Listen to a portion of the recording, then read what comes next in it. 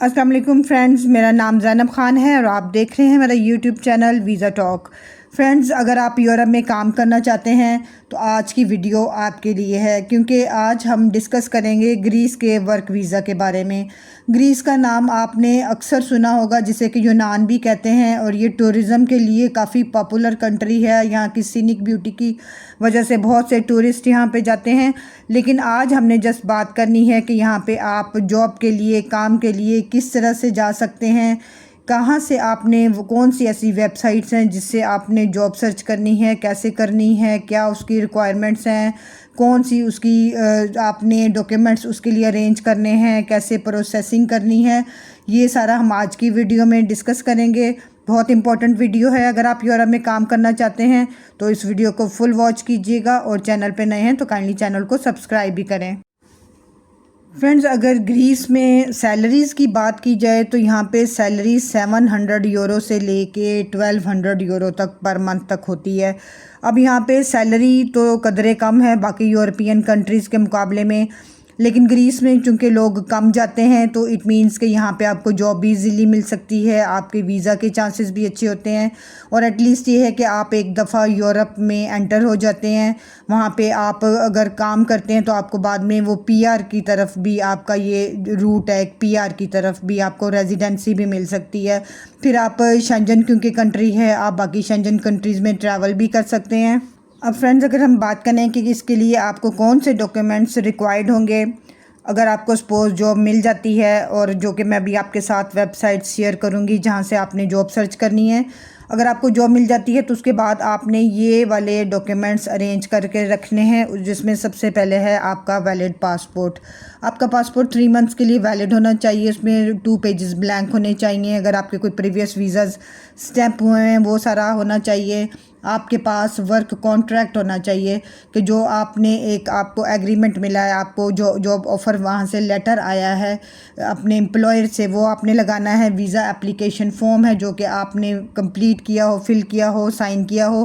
Police clearance certificate है, वो आपने किस तरह से बनाना है उसकी मैंने वीडियो ऑलरेडी शेयर की हुई है, आप वहाँ से जाके चेक कर सकते हैं। इसके अलावा आपकी पासपोर्ट साइज़ पिक्चर्स लगेंगी, 2 रीसेंट आपकी पासपोर्ट साइज़ फ़ोटोग्राफ्स होंगी जो कि वाइट बैकग्राउंड की होनी चाहिए।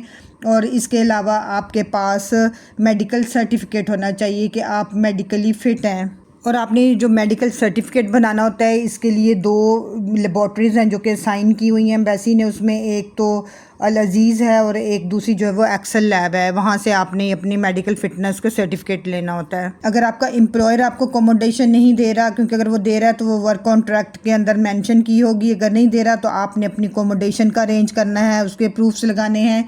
इसके अलावा आपकी ट्रैवल इंश्योरेंस आपके पास होनी चाहिए जो कि आपके सारे वहाँ पे कवरेज उसको कर रही हो। मेडिकल कोई एमरजेंसीज़ हैं उसकी है, शेंजन एरिया की, उसको कवर कर रही हो। इसके अलावा आपके पास प्रूफ्स ऑफ फंड्स होने चाहिए, यानी कि आपके पास बैंक स्टेटमेंट होनी चाहिए, फ़्लाइट रिजर्वेशन होनी चाहिए, आपका वीज़ा फ़ी की रिसीट होनी चाहिए। ये सारे डॉक्यूमेंट आपके इंग्लिश में होने चाहिए या फिर आपके ग्रीस लैंग्वेज में, जो उनकी ग्रीक लैंग्वेज है उसमें होने चाहिए। अदरवाइज़ ये इंग्लिश में हो, उर्दू में ना हो। इसके अलावा अगर हम एज की लिमिट देखें, 18 ईयर से अबव किसी भी एज तक के यहाँ पे अप्लाई कर सकते हैं, लेकिन उसके लिए बेटर ये है कि अगर आप 50 ईयर से अबव एज के हैं तो उन जॉब्स के लिए आप अप्लाई ना करें, बल्कि आप अपने बच्चों वगैरह को उसमें से किसी यंग पर्सन को आप जॉब के लिए अप्लाई करवा सकते हैं, क्योंकि वहाँ पे काफ़ी हेक्टिक जॉब होती है। अगर तो स्पेशली कोई एग्रीकल्चरल फील्ड से रिलेटेड है, कंस्ट्रक्शन की भी इवन, तो उसमें क्योंकि काफ़ी ज़्यादा हार्ड वर्क होता है, इसलिए उनको एनर्जेटिक और जो यंग लोग होते हैं उनको वो जॉब के लिए प्रेफर करते हैं। और फ्रेंड्स, अगर प्रोसेसिंग की बात की जाए कि आपने किस तरह से किस ऑर्डर में आपका ये सारी प्रोसेसिंग होगी कि आप कब जॉब तलाश करके कब आप वहाँ पे जा सकेंगे, उसमें सबसे पहले तो आपने जॉब वहाँ पे सर्च करनी है। मैं आपको वेबसाइट्स अभी बताऊँगी जहाँ से आपने जॉब सर्च करनी है। जब आपको जॉब मिल जाती है तो आपको जॉब ऑफ़र लेटर आता है जो कि एक एम्प्लॉयमेंट का कॉन्ट्रैक्ट होता है आपका, और जो आपका एम्प्लॉयर है वो आपका वर्क परमिट वहाँ की जो ग्रीक की ministry of migration and asylum है वहाँ पे वो आपका वहाँ से वर्क लेटर इशू करवाएगा, और उसके बाद जब वो अप्रूव हो जाएगा तो आपको एक रेफरेंस नंबर दे दिया जाएगा उस लेटर पे जो कि होगा। उसके बाद आपने ये सारे डॉक्यूमेंट्स अपने जो कि अभी मैंने आपको ऑलरेडी बताए हैं वो आपने अरेंज करने हैं। लेकिन उससे भी बेहतर है कि आप साथ में ही अपनी अपॉइंटमेंट बुक करवा लें, क्योंकि जो भी शेंजन कंट्रीज़ हैं उनकी अपॉइंटमेंट में काफ़ी टाइम लगता है। तो आप अपॉइंटमेंट करवाने के बाद साथ में आप सारे ये डॉक्यूमेंट्स अरेंज करके रखें अपने, उसके बाद आप ये फ़ाइल सबमिट करवा दें और आपकी सारी प्रोसेसिंग में 8 वीक्स तक लग जाते हैं। आपको मैं ऑलरेडी भी बताती हूँ कि जो वर्क वीज़ा है ये टाइम लेता है, कोई इसमें फ़िक्स टाइम नहीं होता, इससे ज़्यादा भी टाइम लग सकता है, कुछ चंद वीक्स कम भी लग सकते हैं। इसलिए आप मेंटली प्रिपेयर रहें कि आपको जॉब भी सर्च करने में टाइम लगेगा और प्रोसेसिंग में भी टाइम लगता है। अगर फ्रेंड्स इसकी फ़ी की बात की जाए तो इसकी फ़ी जो है वो यूरोज़ में अगर आप देखते हैं, बल्कि ओवरऑल अगर आप सारा ख़र्चा देखते हैं तो उसमें वर्क वीज़ा की फ़ी कोई ऑलमोस्ट 180 यूरो से लेके 250 यूरो तक होती है। डिपेंड करता है कि आप किस किस्म के वर्क वीज़ा के लिए अप्लाई कर रहे हैं।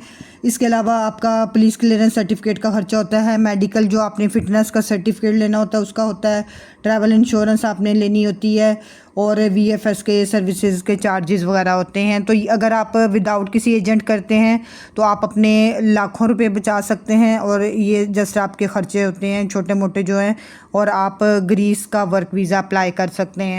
तो फ्रेंड्स अगर आप देखें कि कौन सी जॉब्स आप वहाँ पे अवेलेबल हैं ग्रीस में इस टाइम फॉरेनर्स के लिए, एशियन स्पेशली, अगर आप पाकिस्तान, बांग्लादेश, इंडिया, नेपाल, श्रीलंका से हैं, आप बेशक स्किल्ड पर्सन हैं, अनस्किल्ड पर्सन हैं, तो भी आप वहाँ पे अप्लाई कर सकते हैं, क्योंकि वहाँ पे 3 लाख से भी ज़्यादा अब जॉब्स जो हैं वो फॉरेनर्स के लिए उन्होंने ओपन की हुई हैं। अब अगर देखा जाए तो कौन सी जॉब्स वहाँ पे अवेलेबल हैं, तो उसमें कंस्ट्रक्शन की हैं। कंस्ट्रक्शन भी एक वास्ट फील्ड है कि उसमें अगर आप प्लम्बर्स हैं, इलेक्ट्रीशियन हैं, तो आप कंस्ट्रक्शन वर्क के लिए जा सकते हैं। आप टाइल का काम करना जानते हैं। इसके अलावा ट्रक ड्राइवर्स की वहाँ पर ज़रूरत है। IT से रिलेटेड जॉब्स अवेलेबल है, मार्केटिंग की हैं, इंजीनियर्स की हैं, हेल्थ केयर की हैं जिसमें नर्सेज आ जाती हैं, डॉक्टर्स आ जाते हैं, टूरिज़म एंड हॉस्पिटैलिटी की हैं, क्योंकि शेंजन ऑलमोस्ट सब कंट्रीज़ में टूरिज़म और हॉस्पिटैलिटी की जॉब्स बहुत ज़्यादा होती हैं, क्योंकि वहाँ पे टूरिस्ट बहुत ज़्यादा आते हैं, इसलिए होटल का काम बहुत ज़्यादा होता है। टूरिज़म का काम होता है जिसमें क्लीनिंग आ जाती है, टूरिस्ट गाइड होते हैं, कुक होते हैं, शेफ़ होते हैं, वेटर होते हैं। इसके अलावा एजुकेशन से रिलेटेड अगर आप टीचर हैं, ऑनलाइन पढ़ा सकते हैं या वैसे आप टीचिंग कर सकते हैं, तो आप इन जॉब्स के लिए अप्लाई कर सकते हैं। तो फ्रेंड्स ये आपको जो स्क्रीन पे वेबसाइट्स नज़र आ रही हैं, यहाँ से आपने जॉब सर्च करनी है। जॉब करने के लिए आप किसी भी शेंजन कंट्री में करते हैं, आपके पास सबसे पहले यूरो पास CV होना चाहिए, आपके पास कवर लेटर होना चाहिए।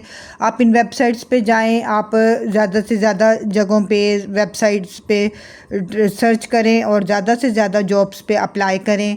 आपने जाना है, जॉब पे क्लिक करना है, उसकी डिस्क्रिप्शन पढ़नी है, उसमें से आपने जो कीवर्ड हैं वो आपने अपने डालने हैं CV वगैरह में, और ताकि आपका वहाँ से फ़िल्टर होकर टॉप पे CV जाए, आपको जल्दी जॉब मिल जाए। आप किसी भी किस्म की जॉब के लिए अप्लाई करते हैं, आपने उसमें पेशेंस के साथ ट्राई करते रहना है, अप्लाई करते रहना है। हो सकता है आपको बहुत जल्दी जॉब मिल जाए, ये भी हो सकता है कि आपको कुछ महीने लग जाएं, लेकिन आपने हिम्मत नहीं हारनी, आपने मुसलसल कोशिश करते रहना है, गिव अप नहीं करना। और इस तरह से ये जो वेबसाइट्स हैं आप इन सब पे जाएं, इनको जॉब सर्च करें, उसकी डिस्क्रिप्शन पढ़ें, रिस्पॉन्सिबिलिटीज़ पढ़ें और अप्लाई नाउ पे क्लिक करके आप अपना CV कवर लेटर अपलोड कर दें। और इस वीज़ा का एक प्लस पॉइंट ये है कि जब आप वहाँ पे जाते हैं तो 3 मंथ के बाद जब आपको रेजिडेंट परमिट मिल जाता है तो आप अपनी फैमिली को भी वहाँ पे बुला सकते हैं। तो आई होप फ्रेंड्स आपको आज की सारी प्रोसेसिंग समझ आ गई होगी कि आप ग्रीस में किस तरह से जॉब सर्च कर सकते हैं, कौन से आपने डॉक्यूमेंट्स अरेंज करने हैं, क्या उसकी प्रोसेसिंग होगी। आपको आज की वीडियो आई होपफुली आपको पसंद आई होगी। अगर वीडियो अच्छी लगी हो तो इसे लाजमन फ्रेंड्स और फैमिली के साथ भी शेयर करें, और अगर आप चैनल पर नए हैं तो काइंडली चैनल को ज़रूर सब्सक्राइब कीजिएगा ताकि आपको फ्यूचर में इस तरह की इन्फॉर्मेटिव वीडियोस मिलती रहें। Thank you. अल्लाह हाफिज़।